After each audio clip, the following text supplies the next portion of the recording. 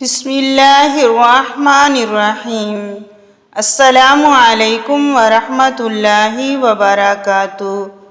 حضرت ابو ہریرہ رضی اللہ تعالیٰ عنہ کہتے ہیں کہ رسول اللہ صلی اللہ علیہ وسلم نے فرمایا، آدمی کے پاس شیطان اس کی نماز میں آتا ہے اور اسے شبہ میں ڈال دیتا ہے، یہاں تک آدمی نہیں جان پاتا کہ اس نے کتنی رکعت پڑھی ہے۔ چنانچہ تم میں سے کسی کو اگر اس قسم کا شبہ محسوس ہو تو اسے چاہیے کہ وہ بیٹھے بیٹھے سہو کے 2 سجدے کر لے۔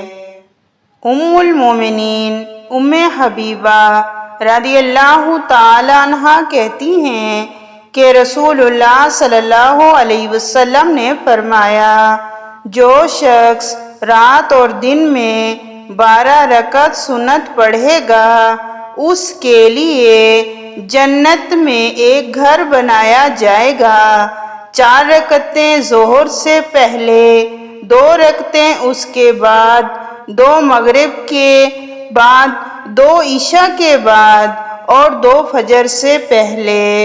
حضرت زید بن ارقم رضی اللہ تعالیٰ عنہ سے روایت ہے کہ رسول اللہ صلی اللہ علیہ وسلم نے فرمایا، قضائے حاجت، پیشاب و پخانہ کی یہ جگہیں جن اور شیطان کے موجود رہنے کی جگہ ہیں۔